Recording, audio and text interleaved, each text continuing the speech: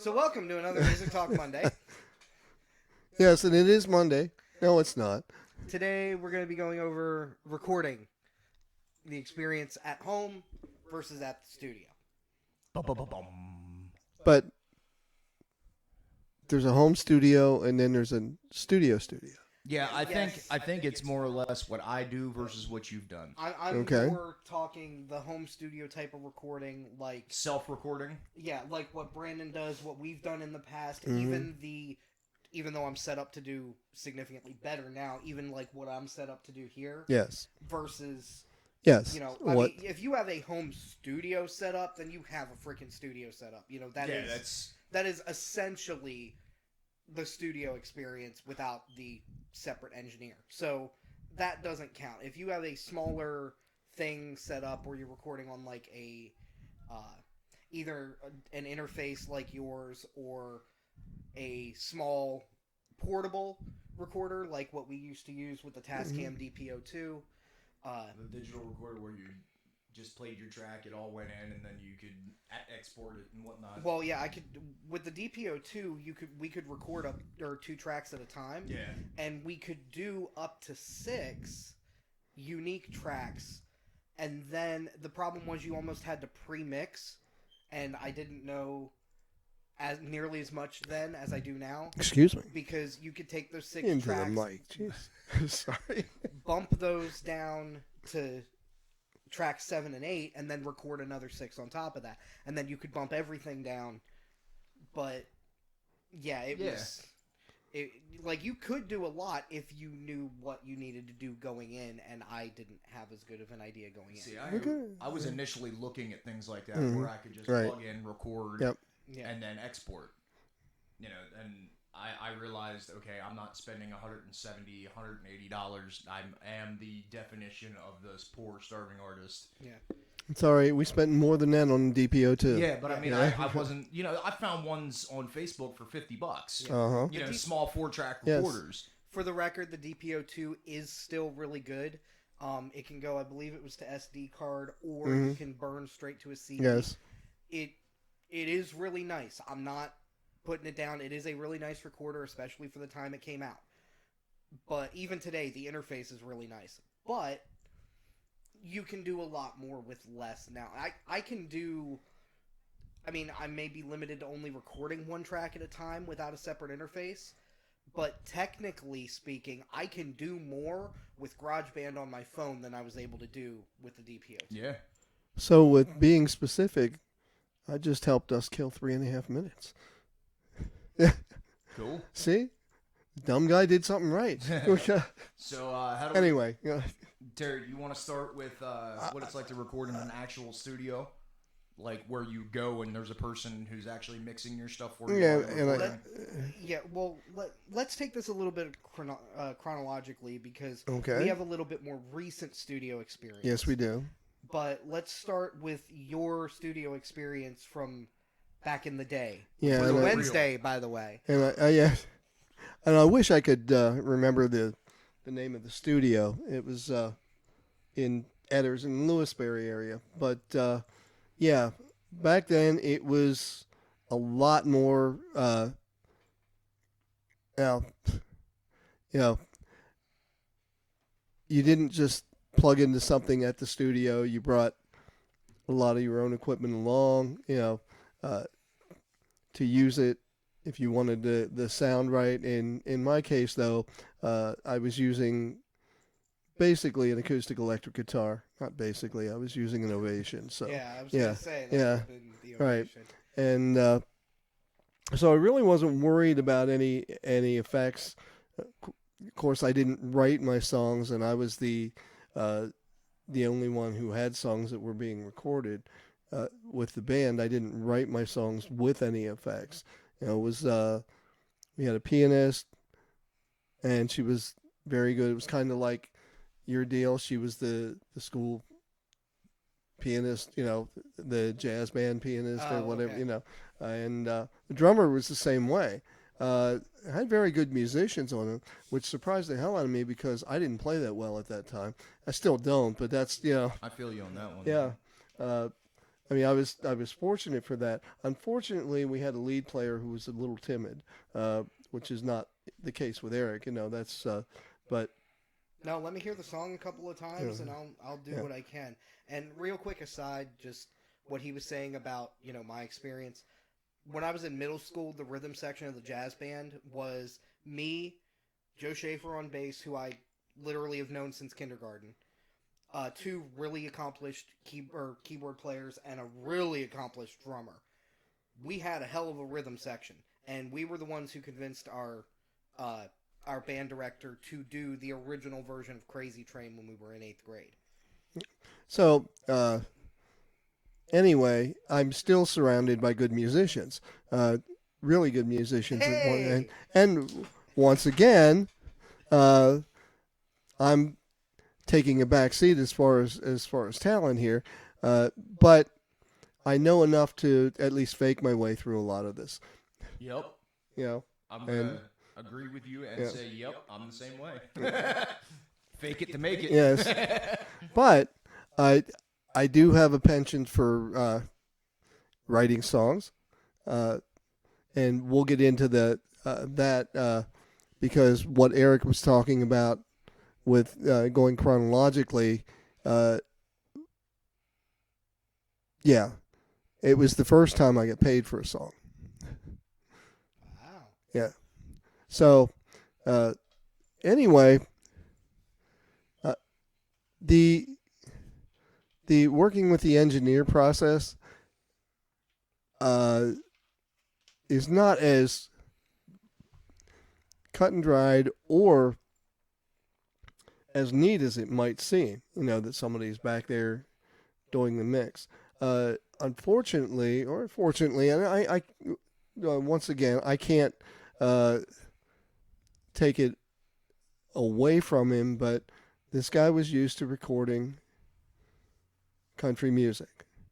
He was used to putting a lot of treble on stuff that I wanted more bass, and he wasn't giving up his style. His style was Yeah. going to be the way that recording was going to come out. Uh, so, I kind of pushed a little bit, and I know there was one point where he was about that close to throwing me out of the studio, but he wanted to get paid too. So, Yeah. and it was a lot cheaper back then, but it still was a decent amount of money. Uh, as a band, we collectively chipped in for it, and uh, the recordings turned out well, but somewhere in the process, I think I had now I had two sets of masters basically on cassette tapes at that time, and I have no idea where either one of them ever got to. I lent one to somebody that I worked with because he really wanted to hear it, and I asked him about it a couple weeks later. Oh, we accidentally recorded over it. Yeah. Yeah, he probably would have been punched in the face. Well, it was kind of the end of a friendship there. Yeah. Because that was the one that I had, and the rest of the band kind of passed around the other one. I have no idea if there's one out there now or not. It Well, certainly wouldn't. if you hear your song on the radio. Yeah, and I never have. So and it wasn't just one song. It was probably. Well, no, I know there were at least two, and probably four. Because we had thought about, at that time you did release it, not like you do now. Yeah. You don't have release parties, but it it wasn't. Well, it was an exacting process, but once again, comparing the two studio processes that we've been through, your engineer is going to make all the difference in the world even as to how comfortable you are in the studio, Mm-hmm. right? I was totally uncomfortable in the studio simply because I knew I was going to be butting heads with the engineer the whole way down the line. And he was old enough that it was kind of like butting heads with my grandfather, because I was early 20s at the time, Yeah. so it wasn't something that I really, I'd been taught to respect my elders, just So is to, this before or after Elizabeth became queen? Wow. Sorry, I had to do no, that's all right. Dude, that. Wow. Like, wow. Uh huh. Which Elizabeth? And that is my one big shot for the day. Wow. Yes. So yeah, it wasn't a big studio. It was a local, but it was probably a studio that now you would call a pretty elaborate home studio. Uh, it wasn't like, oh my God, look at all this equipment. The only thing that I was really impressed with was the mixing board itself, which was a little larger than one that I'd seen at that point. Uh, Now you can, Is that about the size of one of the ones we have in storage? yes, Okay. yeah, We have some big ass old mixing boards in storage. we do. One of them actually came out of a recording studio, and I mean out of a recording studio. Yeah. So, yeah, but nobody wants them anymore. So, No, because you can do everything with the click of a mouse. yeah. Everything now is digital. You should see and feel the 1 6-channel board that I've got in there. See, but I love the old ways. You sit there, you have your channel, your treble, your bass, your everything there, and you have to actually listen to what's going on. Yes. Instead of, okay, I'm going to record all this now, and then I'm going to go back And mix it. And mix it. Yep. And, okay, well, I don't like that mix, so Yeah. I'm going to erase that mix and then go back and do it again. Yeah. Back then it was a one-shot deal. Yeah. Well, and part of that, and probably part of why you didn't fight with him more, was back then it was being recorded to tape. Yeah. Yeah. And you only have so many uses of the tape, and that's part of why back then studio time, at least for a similar experience, Yep.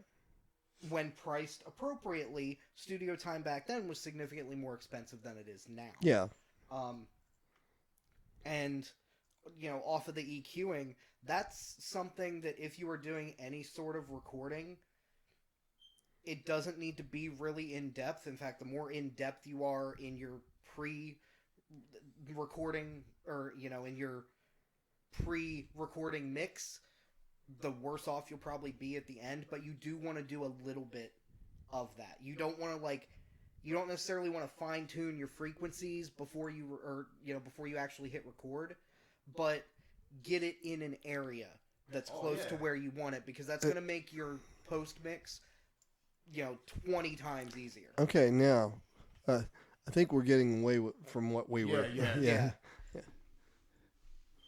Yeah, but that applies to home and Well, sure it does, studio. but at the same time, we're just comparing experiences here, as far as I know, right?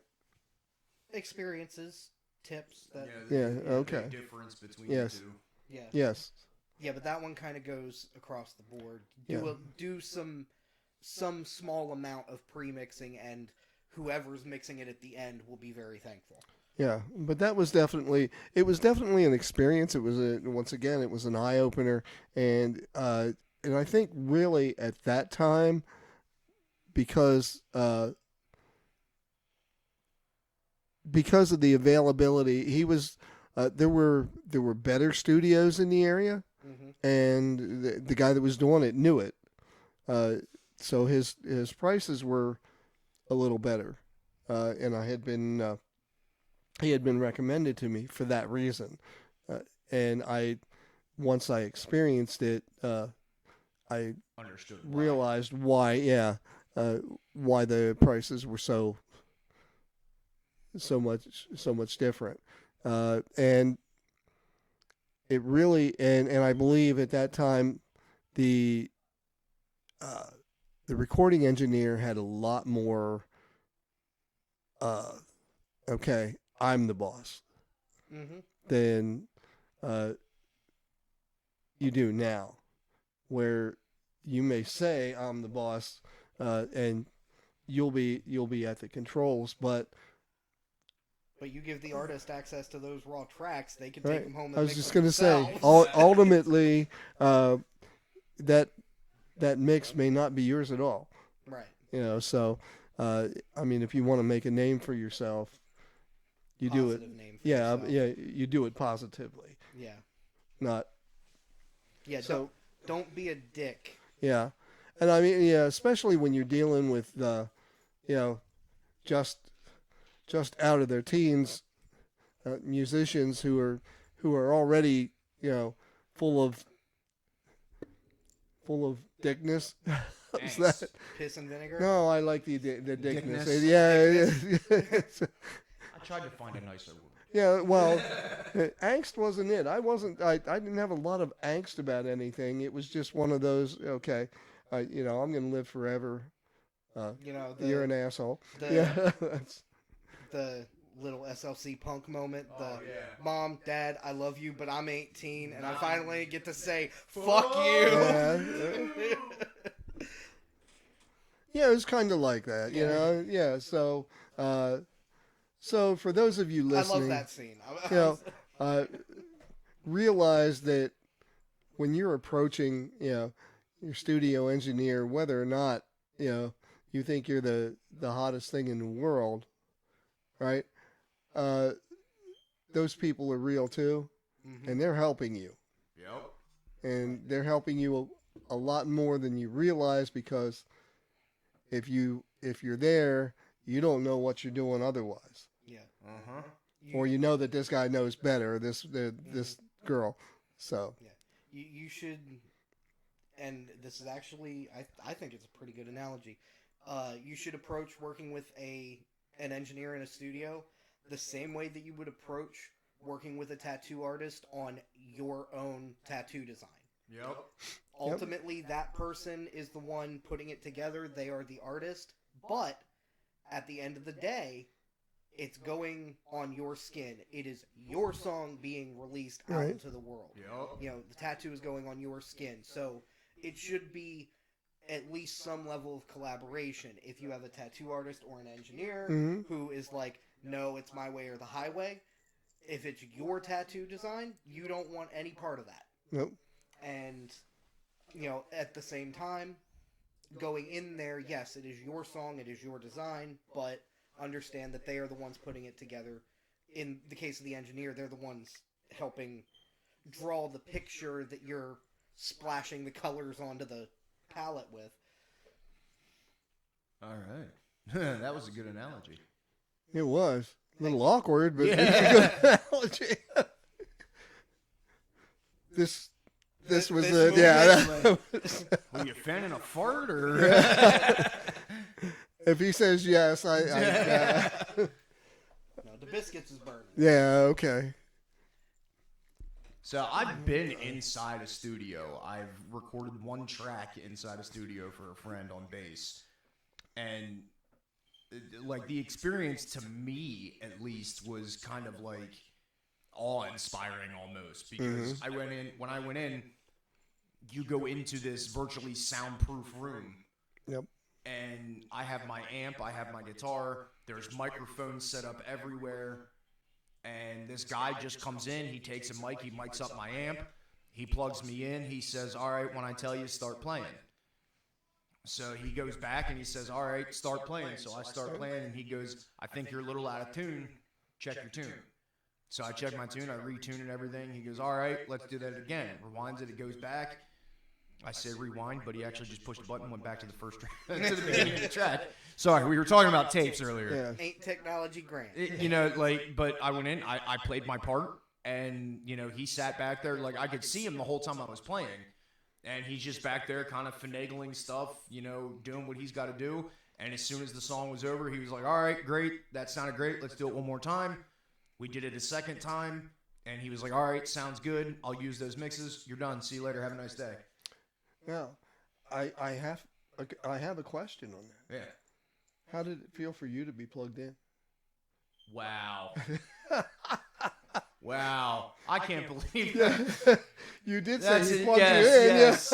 Yeah. That's a very much inside joke. Yeah. Wow. Thanks. Yeah. Sure. Okay. I had to interject a little humor there. Yeah. But like that was my experience. You know, you're in a room where literally nobody can hear you scream. Yes. And oh, that's okay. Yeah. That explains it. Yeah. Okay. And you know, there's just this guy behind a window finagling stuff, and you have no idea what he's doing. I'm telling you, he's just digging a bigger I hole. am digging. I gotta choose my pun words intended, better.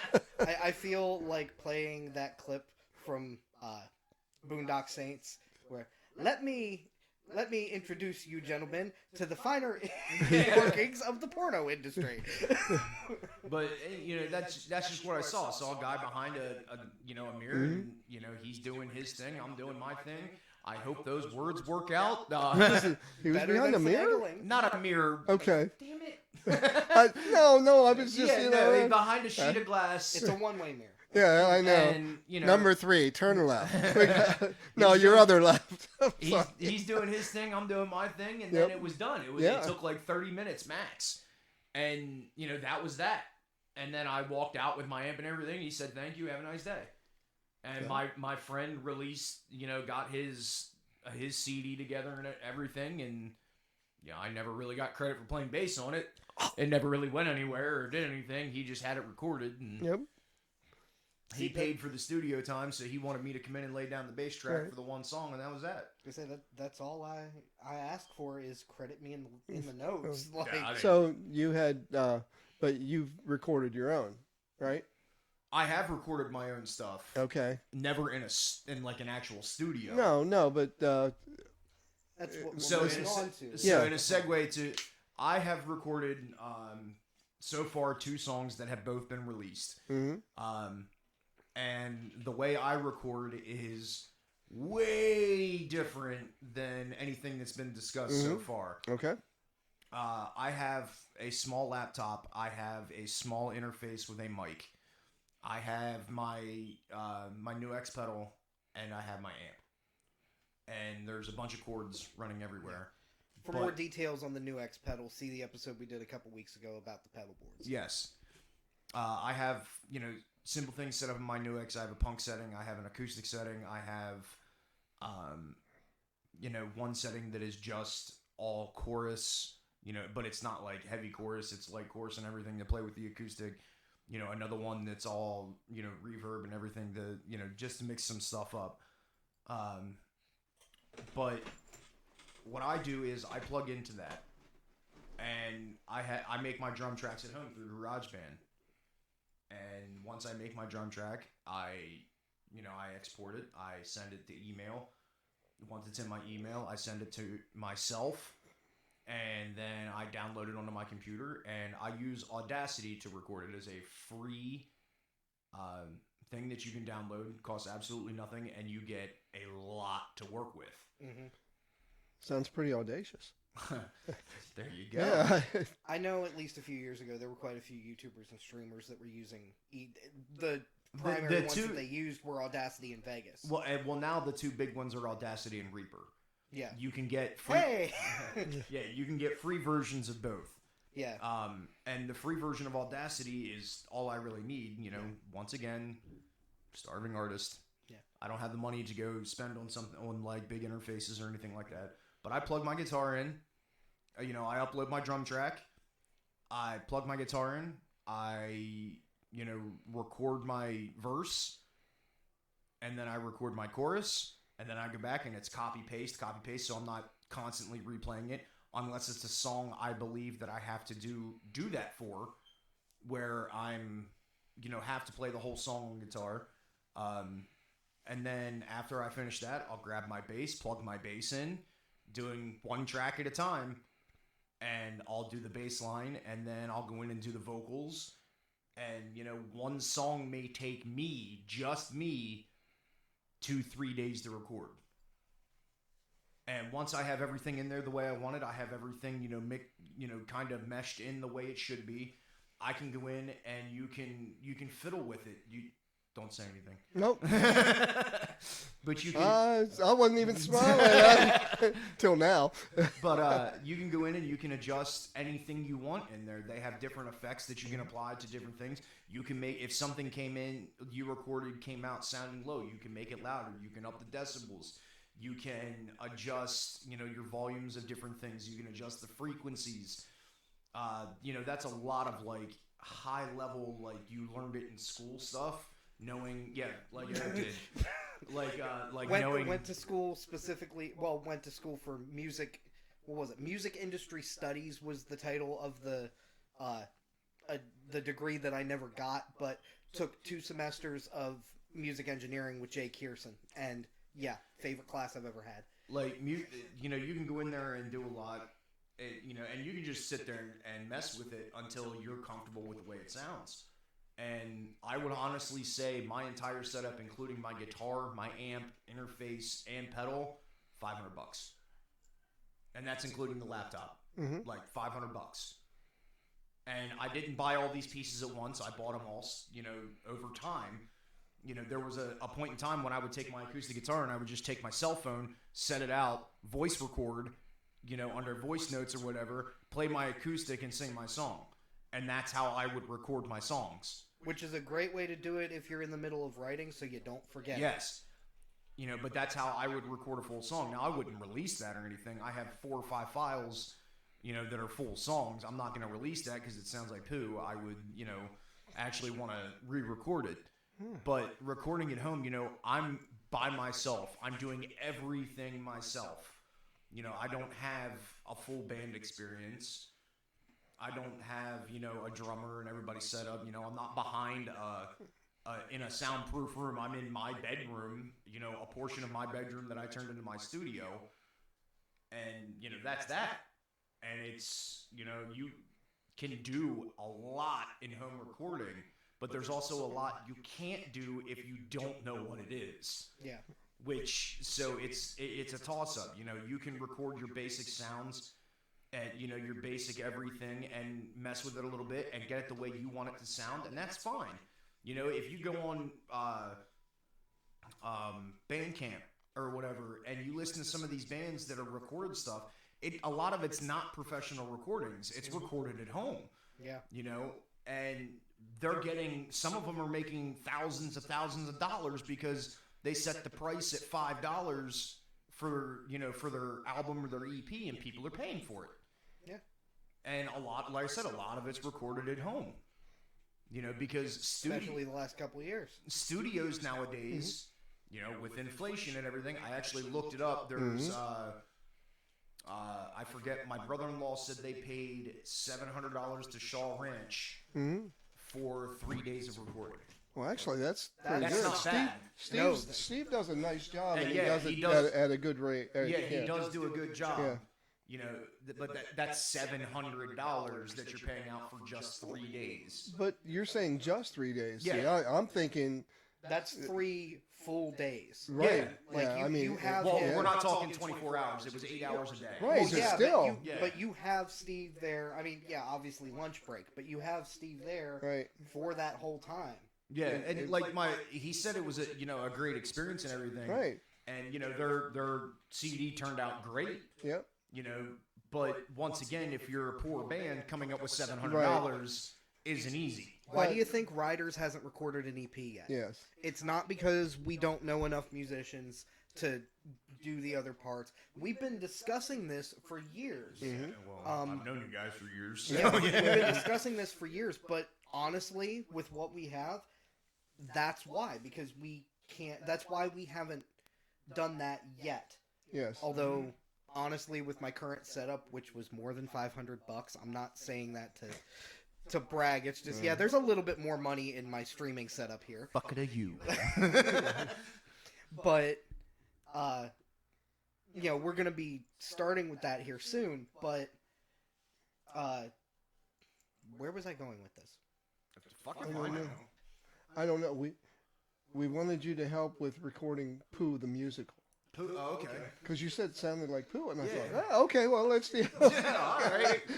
We'll discuss Fudspang later. Yeah, But oh, yeah. But yeah, Why you haven't recorded? so both of us. Well, yeah, why we haven't recorded, because we can't get the money together. Right. Even as reasonably priced, and actually, we talked to Steve when we went in, and we'll talk about this experience in a second. Yes. When we went in to do the Seven Dots jingle, but when we went in there, now that this was 5-6 years ago, he said that if we had like 6 or 7 songs together, that we could basically get him for like 3-4 days, and or I think it was like 3 days, and he'd do the mastering and everything. He agreed to do the whole album for like $1,000. Yeah. So he is very reasonable. Yes. He also has a lot of connections with musicians. If you go in and you need somebody to come in to do a part, he has people to contact. Yeah, in our case, I don't think so, and that's a shout out to all the musicians and all the good musicians that we know who play so totally different styles. Yeah. And that's that's an offshoot of this, but that's something that if you're a musician, the one thing you don't want to be is, or you don't want to do is shut yourself off or just be okay, I'm the shit, and No way. yeah, right. No. Because if you do, you are losing the opportunity to meet some fantastic people that, as people, not just as musicians, but also as musicians, because they're. Well, I can say from experience, before I started playing with you guys, I didn't know really anybody in the local scene. Right. And just playing with you guys for, that year, Yeah. I met, I met Troy, I met Kevin, I met, Right. Tommy. Tommy. Yeah, I met Tommy. Tommy's been pretty much. I was joking around with him the other night when I was talking to him. I was like, dude, I'm just gonna start riding your coattails. You're playing 100 shows, man. Like, Yeah. I'm just gonna start saying, hey, I'm friends with Tommy. Yeah, And I was just joking with him, but he was like, hey, whatever you got to do, man. Yeah. I've met a lot of great musicians. I've met a lot of great people that are like, yeah, you get your stuff together. We'll put you out there. We'll give you the time. We'll give you the chance if you want it. And if you go up there and you completely blow and nobody likes you, at least we gave you that shot. Yeah. Right. Yeah. And that's it. It's just you need to be that person. I mean, even if you don't have the, okay, I'm a people person personality. Don't but you don't ignore the people either. No. And when people talk to you about what you do, you're at least. Yeah, I just don't get into the long, drawn-out conversations with them after the show. That's No, what I let you do. While I tear down. I'm the one that has to talk to people, And this is not... I mean, no disrespect to anybody, but I am, especially with people that I don't know, I'm not good at trying to sustain that conversation. I'm not good at taking praise, let alone sustaining a conversation with somebody who's there like, oh my God, you guys were great and everything. So... He's more of the people person. I'm better at talking poo. Yeah, that's why I let him do that. I'm the sales guy. Actually, let me rephrase that. That's why I ask him to do that. It's not I let him do that. I ask him to do that, and then I tear everything down. Now, in fairness to me, I've probably 90% of the time set everything up, so it's not That's like true. I'm just Yeah, using it. that's true. I don't want it to sound like this is one-sided, because it's not. No, it's not. That's the deal. He deals with the fans after I tear everything down. Yeah. That's But that's what you get in recording. You can't just be yourself and say I'm going to do this all myself. You need help. Right. You're gonna You do. you need other people to say, You know, especially like unless you're Prince. Well, think about it. You write a song, you think it sounds great. Mm-hmm. You give it to a family member. What's a family member going to say to you? They're not going to look at you and say this sounds like crap. Depends Maybe on the family, maybe. Well, maybe but I some mean, of your family members won't. but like they're not going to, you know, No, a lot of you're right. times they're not going to be truthful about it. Yeah. They're going to, you know, oh, great job, you know, good job, buddy. Right. You know, but if you give it to another musician that you've made friends with, you know, they're not going to come out and say, oh, this sounds like shit. No, they're going to be like, hey, man, you know, your guitar levels are pretty low. You know, how about bringing your vocals up, your guitar levels? You know, the song itself could use this or something like that. And that, you know, I can't tell you how many things I've bounced off of Eric. And Terry. Like, just the both of them, just bouncing off ideas and everything. Half of them while we were drunk playing guitar at 2 a.m. Exactly. But now, I've got to tell you, there are a lot of times when it's difficult, even for another musician, to be totally honest with a musician. And when I'm that way, I will usually say, okay, do you want honesty or just, and I will, because it's not vanilla or do you want honesty? Yeah, I don't like being a critic because that can karma can bite you in the ass big time with that. And I don't, There's been times like I've had when I was doing that compilation and everything. My buddy sent me what he had recorded, and I was like, you know, it sounds good, but it's really twangy. Yeah. Like it seriously sounds like you're recording it in a tin can. Right. And he got upset with me. He was like, "No, you know, this sounds great." I was like, "Dude, I'm just telling you, like, it sounds twangy. Like, if that's what you're going for, great." Yeah, I was like, if that's what you're trying to do, then okay, great. But you know, other than that, it sounds like you need to bring the bass up a little bit. Right. Yeah. And yes. And he got upset about that. You know, there are musicians that are going to be like that. And that's what I was getting at. Yeah. You know, you there are some people that it's just a little hard to be honest with, you know, and those are the people that you just, help them as much as you can. Yeah. But, you know, be as nice as you can as. And I think I know who you have in mind specifically. Well, it's not you. No, as much of a hardhead as I can be, I know in this case it's not me. Yeah, and who I'm thinking of. But you also know that when I tell you something, it's not to hurt your feelings. It's not to take away from it. See, it's just this is the way I'm hearing it. And that's the way I take constructive criticism. You know, Eric and Terry have been playing guitar a lot longer than I have. They've been doing music a lot longer than I have. So, especially me. Yeah, especially you. So, you know, when I ask their opinion, even if, you know, it's not a good opinion, it's them telling, you know, being straight with me, I take the criticism to heart because all that's going to do is make me better. Yeah. Yeah. I mean, but I'm the type of person where I can do that and not be offended and not be upset with the people. Well, and hell, you remember I was constructively brutally honest with you about your voice before you had gotten that, because the emotion was definitely there, but you had issues. I had issues finding my range. Yeah, and as we all do. Yeah. Over the years, I even gave you like pointers, and some of that was as I was kind of learning how to do that or how to do things with my voice and how to expand my range and maybe not stretch as far to hit something. Yeah. Go ahead. We used to, his mother and I, right? It's one of those proverbial, he couldn't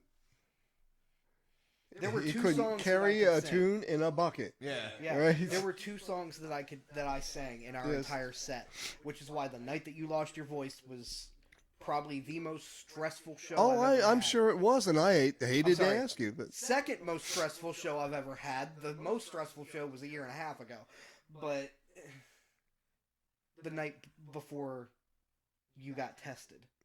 Oh my God! Yes. Yeah, where it was just us because Tommy contracted. And what's funny is, we played there twice since then. Yeah. Both, but as well, I mean, even surprisingly though, that night we still walked away with an okay amount of money. Yes, we did. They didn't hold it against us, and we don't hold anything against Tom. No. He was our drummer at the time, and there was a situation. he was trying to get a rapid test because his girlfriend had popped positive, but he had popped negative. So he ended up last minute not being able to make that show, and we were scheduled. We don't generally take a break. We have a couple songs set in that each person can go off, even when we're a full band, that each person can go leave, but we generally don't stop playing. And we were scheduled for the longest show we've ever been scheduled for. 4 hours, Four yes. hours. And we're there, full band. We've been practicing for this, and again, not holding anything against him given the circumstances, not at all. Yeah. but our drummer can't make it to the show. So now... Hey, I was the bass player for that. Yeah. I was the rhythm section for the whole night. Yeah, so that was just the three of us, and come to find out afterwards that you were coming down with COVID that night. Oh, my God. Was I? Dude, we were all off work for like 2 weeks. Yeah. Like, it was bad. I mean, Terry almost, if he wouldn't have gotten to the hospital when he did, Yes. Yeah. God forbid, something. Yeah. He may Well, not I be mean, he sitting had here with us. to stop to catch his breath twice on the way to the bathroom. Yeah. Yeah. My mom took him to the hospital. Yeah. And, and literally, well, the day after that show, my wife and I are in at Giant filling out the paperwork to get our first shot done. And I get the text from Mom that they're at CVS or Yep. Rite Aid we were at doing their CVS, COVID test. Yep. So I'm like, well, shit. And as soon as Terry said he was positive, Eric contacts me and says, "Hey, Dad popped positive." Yeah. I was like, "You gotta be kidding me!" Like, really? And then, Oh man. and then what was it? You guys got your results the day after the test, and then the following day you were in the hospital. Yeah. Yeah. But anyway, that's a That's a separate different story. Yeah, that's a different that's story, but that was definitely one of the most stressful shows we've ever played. yeah. But the second most stressful was the night he lost his voice. We had really, it was only like 2 years into playing out. He lost his voice 3 songs in. I have to sing the entire rest of the night. Now, thankfully, it was only like an hour. It was first night, so we were able to do the same songs in the different sets. Yeah. But I only sang 2 songs at this point, and one of them I didn't sing that well. Now I have to sing everything. It was not fun. Yeah, but anyway, so we're getting to the end, so let's go over the. I was going to say we can go over a little bit. But, the 7 Dutch jingle. Yeah. So our experience going in for that, you back shortly after 7 Dots Pizza had opened, they were starting to promote on radio. Yes. And there were several people who were coming in playing there frequently. Were we hosting the open mic by that point? Yes, that's when Arnie asked us. Yeah. Okay. So you wrote the 7 Dots jingle that ended up on WHYL and a couple other stations. Yeah. And there were like 2 or 3 7 Dots jingles that went out because one of them was on the Harder Rock stations that went out. But yours, we went to Shaw Ranch and recorded. Yes. And had the mandolin player we were working with at the time along. Yep. And, we had worked this up, and we went out, and we were there for... This is a 45-second jingle, okay? We were at the studio for 5 or 6 hours. But, yeah, and once again, with what was said earlier about Shaw Ranch, Steve certainly didn't take advantage of us as far as dollars. He could have said, "Hey," but he didn't. We're all, and he's a musician also. Yeah, and supporting a family, so it's not like he didn't need the money, but he certainly wasn't going to take advantage of our situation either. And it was, and like I said earlier, this was the only song, and I've written songs since I was in my late teens, and I'm now in your late teens. No, I'm not in my late teens by any means. That was literally 50 years. Yeah, I probably started writing 50 years ago. So anyway, this was the first song, or the first thing I'd written musically that I ever got paid for. Right? which is a good feeling. That and being able to turn the radio on, and even if it is only 45 seconds, to hear yourself singing on it. Yeah, and that's my guitar, and that's Eric's guitar, and then and that's the Ben's. very end of it, that harmony part. Come on in. Yes. Yeah. Yeah. Well, yeah, that was Ben Rapp's. Yeah. That contribution. Well, that was me and Ben. Yeah. Right. Yes. Vocal. That was the only vocal I had on that entire thing, and it wasn't even my normal singing voice. But yeah, that was fun. That took longer than I expected. Right, but it was fun. Yeah. And I'm still thankful that Steve agreed to even do it. And it was. And to clarify, when he means getting paid for his music, he means like for recording something, not we played an original at a show. Yeah. No, okay. Yes, I've been playing out for years off and on, and yes, we got paid for playing at that time. But in this case, I got paid for writing an original. Yeah. Right. And that's what I'm saying. All my other originals, I've never made any money on at all. Not yet, anyhow. Yeah. Not yet. That's the key term. That's right. right. Yes. Working on it. Yes. But yeah, that was, and that thing ran on the radio what, for 3+ years. Yes. Yeah, off and least. on. Yes. So I've probably had more airplay. We've had more airplay because that was Writers and Rap, if you would, because it was Ben Rapp. I don't want to take anything away from him. So yeah, we had airplay for well over 3 years. Mm-hmm. There's a lot of songs on the radio that are only on for 6 months. Oh, honestly, yeah. So except Stairway. Yeah. Shut up. Sorry. So anyway, it was a it was a good experience. Once again, as I said in the beginning, if you've got a good engineer, if you've got an engineer that understands musicians, and I think that was the biggest part of it, because Steve is a musician. Yeah. So he understood what we were doing, why we were doing. Right. And Steve, as an engineer, works really. I made the tattoo analogy earlier, and this is actually why. Steve works very similarly to how my tattoo artist Scott Junkins does. Shout out to him and Trident Tattoo Company in Dover. But no, I'm not on screen. Never mind. But his other arm is. I'll show him off at some point. But Scott is very much. Yes, he's the artist, but he is also very much understanding. This is going on your body forever. Yes. So you have to be happy with it. Steve, and I mean Scott has his own style and how he does things. Steve is the same way. He has a sort of a, not in necessarily how he mixes, but in how he approaches recording. He has a way that that he really likes to do it. And if you can at least run that at the same time, that's great. But he's willing to try. Yeah, he will work with you. Work for you, right? Which I really like. Yes. Yeah. So I mean, basically, in a nutshell, rundown. Home versus studio recording. Shaw Ranch is awesome. Going to a studio and whatnot. At home, you're by yourself. You're doing everything by yourself. You're learning on a curve. Whatever.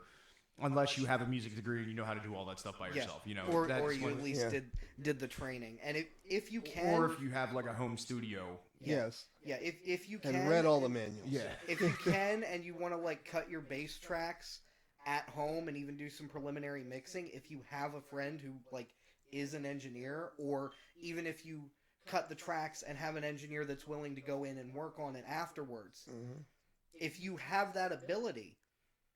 Absolutely, go ahead. Whether it's an engineer or not, you had brought it up about having other people listen to it. I would still recommend you have somebody else listen to it. Yes. Oh, yeah.